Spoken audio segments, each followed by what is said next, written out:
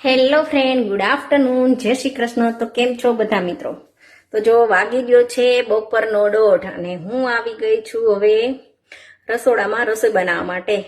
રોટલીનું શાક બનાવવા માટે છાશ લઈ લીધી છે, ધાણા ભાજી છે, લીલું લસણ છે, સૂકું લસણની કટકી કરી લીધી છે, કાંદો સમારી લીધો છે, મીઠા લીમડાના પાન છે અને રોટલી છે. રોટલીના છે ને કટકા કરી લેવાના છે. ઠંડી રોટલીનું શાક જ મસ્ત બને એટલે અમે રોટલી સવારે બનાવી લીધી હતી. તો રોટલીના કટકા થઈ ગયા છે. હવે શાક બનાવવા માટે તેલ મૂકી દેવાનું છે.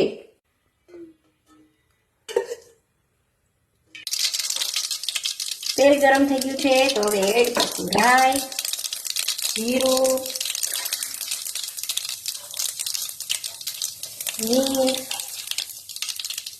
મીઠા લીમડાના પાન, સૂકું લસણ, લીલું લસણ અને ડુંગળી.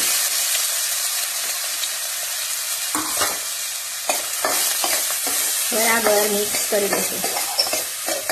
હવે એડ કરશું મીઠું, હળદર, લાલ મરચું પાવડર, ધાણા જીરું. બરાબર મિક્સ કરી લેવાનું છે. તો જો મસ્ત ડુંગળીને બધું ચડી ગયું છે તો હવે એમાં એડ કરી દેવાની છે છાશ.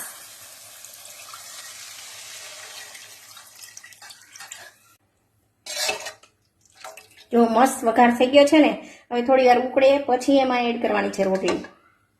જો જે છાશ વઘારી છે તે ઉકળવા માંડી છે, મસ્ત વઘાર થઈ ગયો છે તો હવે એમાં એડ કરી દેવાની છે રોટલી. જો મિક્સ કરી દેવાનું છે અને થોડી વાર માટે ઉકળવા દેવાનું છે આમ.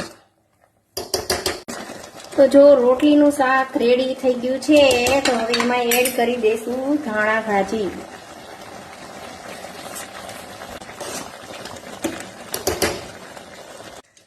તો રેડી છે ગરમા ગરમ રોટલીનું શાક.